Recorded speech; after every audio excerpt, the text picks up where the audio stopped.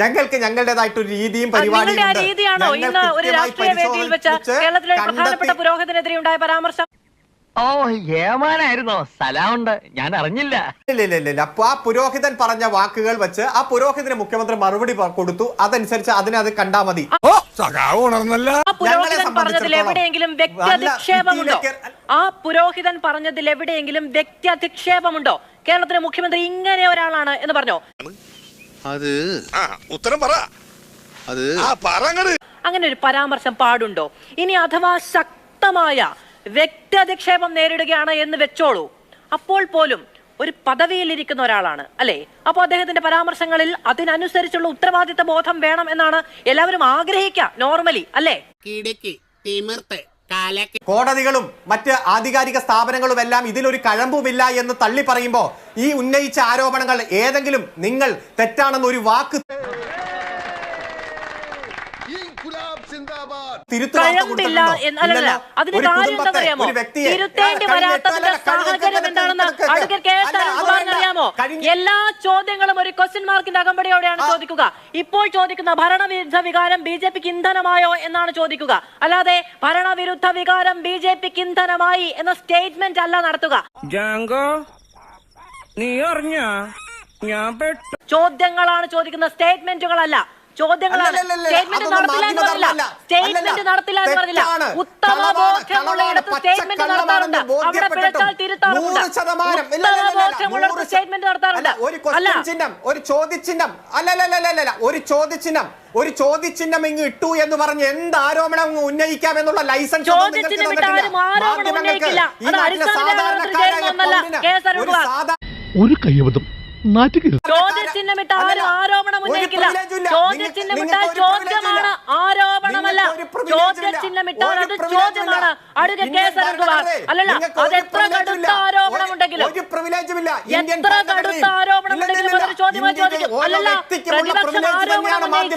പ്രതിപക്ഷം ആരോപണം ഉന്നയിച്ചാൽ കോടതികൾ ചോദ്യം ചോദിച്ചാൽ ആ ചോദ്യം ആവർത്തിക്കുകയാണ് മാധ്യമധർമ്മം. അതാണ് പണി, അതാണ് തൊഴിൽ ചെയ്യും.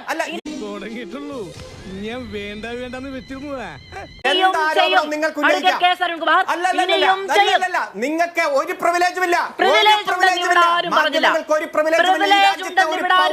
അവകാശം മാത്രമേ നിങ്ങൾക്കുള്ളൂ. ഒരവകാശവും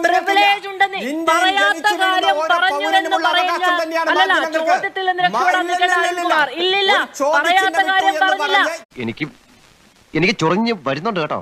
പ്രതിപക്ഷം ഒരു ആരോപണം ഉന്നയിച്ചാൽ അതൊരു ചോദ്യമായി ഉന്നയിക്കുക എന്ന് പറയുന്നത് മാധ്യമങ്ങളുടെ തൊഴിലാണ്, ജോലിയാണ്.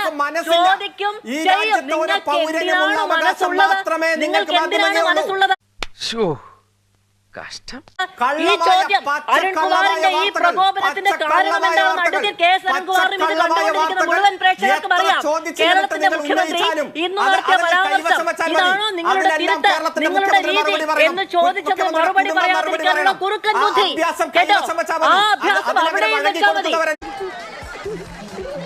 അരുൺകുമാറിന്റെ കയ്യിലുള്ള അഭ്യാസം അരുൺകുമാർ അവിടെ വെച്ചാൽ മതി. ഇവിടെ ചെലവാകില്ല.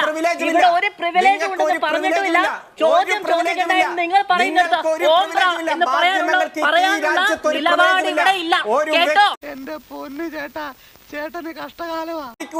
അല്ലല്ല, ചോദ്യം ചോദിക്കണ്ട എന്ന് നിങ്ങൾ പറയുന്നത് ഓംബ്ര എന്ന് ഉച്ചാരിച്ചിട്ട് വേറെ ആളെ നോക്കിയാൽ മതി. ഇവിടെ ഇല്ല, ഇവിടെ ഇല്ല, ഉണ്ടാവുകയുമില്ല കേട്ടോ. ഇവിടെ ഇല്ല, ഉണ്ടാവുകയുമില്ല. രണ്ടു ഓലക്കീറോ വെള്ള തുണി എടുത്തോളൂ, എന്നെ മൂട. അല്ലല്ല, നിങ്ങൾക്ക് ആരെങ്കിലും ചോദ്യം ചോദിക്കുന്നിടത്ത് അങ്ങനെ ഒന്ന് വഴിപ്പെട്ട് നിൽക്കാൻ, അല്ല ഒരു ചോദ്യം ചോദിക്കുന്നിടത്ത് അതൊന്ന് പരിശോധിക്കാമെന്ന തീരുമാനമെടുക്കാനുള്ള എന്തെങ്കിലും തരത്തിലുള്ള മനസ്സിൽ ഉണ്ട് എങ്കിൽ ഇന്ന് ജനം നൽകിയ മറുപടി നാലായി മടക്കി പോക്കറ്റിൽ വെച്ചിട്ട് ഇവിടെ ആരാധനായ ഒരു മനുഷ്യനെ വിവരദോഷി എന്ന് വിളിക്കാനുള്ള ഉത്തരവാദിത്ത ബോധം നിങ്ങൾ കാണിക്കില്ല. പുറത്തിറങ്ങാൻ പറ്റാത്ത സ്ഥിതിയായല്ലോ ഈശ്വര. നിങ്ങൾ കാണിക്കില്ല. ഒരു മാധ്യമങ്ങളോടും ഞങ്ങൾക്ക് ഇത്തരത്തിൽ ഉത്തരവാദിത്തമില്ല. അല്ല, നിങ്ങൾക്ക് മാധ്യമങ്ങളോടല്ല, നിങ്ങൾക്ക് ആരോടുമില്ല. നിങ്ങൾക്ക് ആരോടുമില്ല എന്ന് നിങ്ങൾ അനുദിനം തെളിയിക്കുകയാണ്. ഇത് വടി കൊടുത്ത് അടി വാങ്ങുന്ന പരിപാടിയാണല്ലോ ബാബു. പ്രേമചന്ദ്രനെ നിങ്ങൾ അങ്ങനെ വിളിച്ചപ്പോൾ ചില പരാമർശങ്ങൾ നടത്തിയപ്പോ 1.5 ലക്ഷം വോട്ടിന്റെ ഭൂരിപക്ഷമാണ് കൊടുത്തത്. 1.5 ലക്ഷം വോട്ടിന്റെ ഒന്നും കൂടി വിളിക്ക് ധൈര്യം ഉണ്ടെങ്കിൽ നീ എവിടെ പരിപാടി അവതരിപ്പിച്ചാലും ഇത് തന്നെയാണല്ലോ നിന്റെ വിധി. അങ്ങനെ ഒന്നും ഞാനും ആലോചിക്കാതിരുന്നില്ല. അപ്പൊ എല്ലാം പറഞ്ഞ പോലെ